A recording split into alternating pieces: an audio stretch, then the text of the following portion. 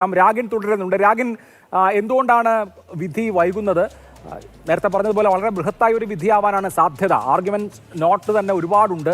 അപ്പോൾ വളരെ ബൃഹത്തായ ഒരു വിധിയാണ് അതിൻ്റെ അന്തിമ വിധി എന്ന് പറയുന്ന അതിൻ്റെ മുഴുവൻ ഡോക്യുമെന്റ്സ് കൂടി ചേർത്താൽ കോടതിയെ സംബന്ധിച്ച് ശിക്ഷാവിധി ഡ്രാഫ്റ്റ് ചെയ്യുന്നതിനുള്ള താമസമാണോ? സ്വാഭാവികമായിട്ടും അതായിരിക്കും. എന്തായാലും കോടതി ഇപ്പോഴും ചേർന്നിട്ടില്ല. 5 മണിവരെ കോടതി സമയമുണ്ട്.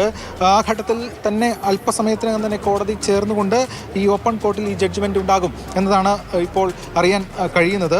നേരത്തെ 3:30 സമയം പറഞ്ഞിരുന്നത്. സ്വാഭാവികമായിട്ടും ഈ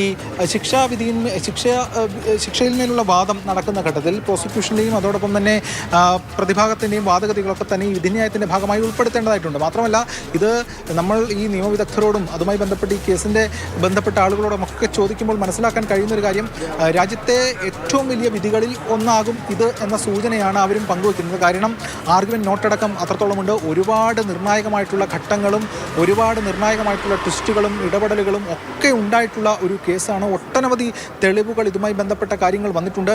തുടരന്വേഷണം ഉണ്ടായിരുന്നു ബാലചന്ദ്രകുമാറിൻ്റെ വെളിപ്പെടുത്തലുമായി ബന്ധപ്പെട്ട്. അങ്ങനെ ഒരു പ്രമാദമായൊരു കേസ്, അതോടൊപ്പം തന്നെ ഒട്ടനവധി കാര്യങ്ങൾ ഇൻക്ലൂഡഡ് ആയിട്ടുള്ളൊരു കേസ്.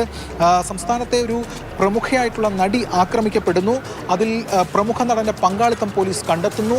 അതുമായി ബന്ധപ്പെട്ട അന്വേഷണം നടത്തുന്നു. അങ്ങനെ ഒട്ടനവധി കാര്യങ്ങൾ ഇതിൽ ഉൾപ്പെട്ടൊരു കേസാണ്. എന്തായാലും ദിലീപിൻ്റെ പങ്കാളിത്തം കോടതി സ്ഥിരീകരിച്ചിട്ടില്ല. അതുകൊണ്ട് തന്നെ ദിലീപിനെ വെറുതെ വിടുകയും ചെയ്തു. എന്നാൽ ഇതുമായി ബന്ധപ്പെട്ട ഒട്ടനവധി കേസ് രേഖകളൊക്കെ തന്നെ ഇതിൻ്റെ ഭാഗമായി തന്നെയുണ്ട്. അതുൾപ്പെടെ കാര്യങ്ങൾ ഉൾപ്പെടുത്തിക്കൊണ്ടായിരിക്കും വളരെ വിശദമായിട്ടുള്ള ജഡ്ജ്മെൻറ്റ് കോടതി പറയുക.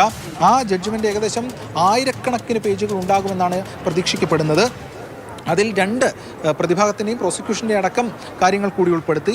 എന്തായാലും അല്പസമയത്തിനകം തന്നെ കോടതി ഇതുമായി ബന്ധപ്പെട്ട വിധി പ്രസ്താവത്തിലേക്ക് പോകുമെന്നാണ് മനസ്സിലാക്കുന്നത്. 3:30 പറഞ്ഞിരുന്നത്.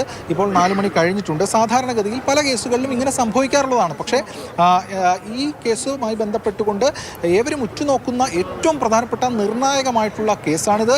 അതിൽ ഒരു അന്തിമ തീർപ്പിലേക്ക് പോകുമ്പോൾ ആ കാര്യം ഏവർക്കും അറിയാൻ താല്പര്യമുണ്ട്. ഇത്തരത്തിൽ നഗരമധ്യത്തിൽ ഓടുന്ന കാറിൽ ഒരു നടിയെ ക്രൂരമായ രീതിയിൽ ആക്രമിച്ച് അവരുടെ ദൃശ്യങ്ങൾ, അപകീർത്തികരമായിട്ടുള്ള ദൃശ്യങ്ങൾ പകർത്തിയ കേസാണിത്.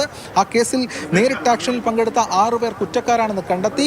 കഴിഞ്ഞ 2017 മുതൽ ഈ സമയം വരെ, അതായത് ഒരു 8 വർഷത്തോളം കേരളം വലിയ തോതിൽ തന്നെ ചർച്ച ചെയ്യുകയും ഒക്കെ ചെയ്തൊരു കേസ്. ഒരുപാട് സാമൂഹികമായിട്ടുള്ള ഇടപെടലും അതുമായി ബന്ധപ്പെട്ട കാര്യങ്ങളും ഒക്കെ ഉണ്ടായൊരു കേസ്. അതുകൊണ്ട് തന്നെ ആ വിധി പ്രസ്താവം പുറത്തു വരിക, അത് കേൾക്കുക, അത് അറിയുക എന്നത് ഏവരും ഉറ്റുനോക്കുന്ന ഒരു കാര്യം തന്നെയാണ്. ആ നിലയിൽ തന്നെ ഇതിൻ്റെ ഓരോ മിനിറ്റും ഓരോ നിമിഷവും നാം എല്ലാം ഉദ്വേഗജനകമായി തന്നെ നോക്കിക്കൊണ്ടിരിക്കുന്നു.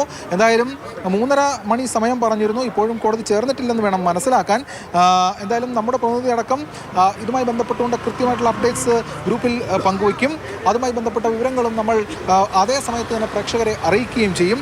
എന്തായാലും വളരെ സുപ്രധാനമായിട്ടുള്ളൊരു വിധി പ്രസ്താവനത്തിൽ നാം ഒക്കെ ഏവരും കാതോർക്കുകയാണ്. അതിൽ ഈ 6 പ്രതികൾക്കും ഒരേ തരത്തിൽ തന്നെയുള്ള പരമാവധി ശിക്ഷ തന്നെയായിരിക്കുമോ, അതോ പൾസർ സുനി അടക്കമുള്ള ചില പ്രതികൾക്ക് അത്തരത്തിൽ ശിക്ഷയും മറ്റുള്ളവർക്ക് ഇത് വേരി ചെയ്യാൻ സാധ്യതയുണ്ടോ, അതോ പൾസർ സുനിക്ക് മാത്രം പരമാവധി ശിക്ഷയും മറ്റുള്ളവർക്ക് ഇത് വേരി ചെയ്തു പോകാൻ സാധ്യതയുണ്ടോ, മാറാൻ സാധ്യതയുണ്ടോ എന്നടക്കമുള്ള കാര്യങ്ങളിൽ ഒരു അന്തിമ തീർപ്പ് അല്പസമയത്തിനകം തന്നെ പുറത്തേക്ക് വരും. എന്തായാലും കോടതി ഇപ്പോഴും ചേർന്നിട്ടില്ല എന്ന് വേണം മനസ്സിലാക്കാൻ. ഇനി നടപടിക്രമങ്ങൾ പൂർത്തിയായ ശേഷം പ്രതികൾക്ക് ഈ ഉത്തരവിൻ്റെ കോപ്പി നൽകിക്കൊണ്ട് അവരെ ജയിലുകളിലേക്ക് മാറ്റേണ്ടതായിട്ടുണ്ട്. അതുൾപ്പെടെയുള്ള കാര്യങ്ങളും പോലീസ് സംവിധാനം അതുമായി ബന്ധപ്പെട്ട ആളുകൾ നോക്കുകയാണ്.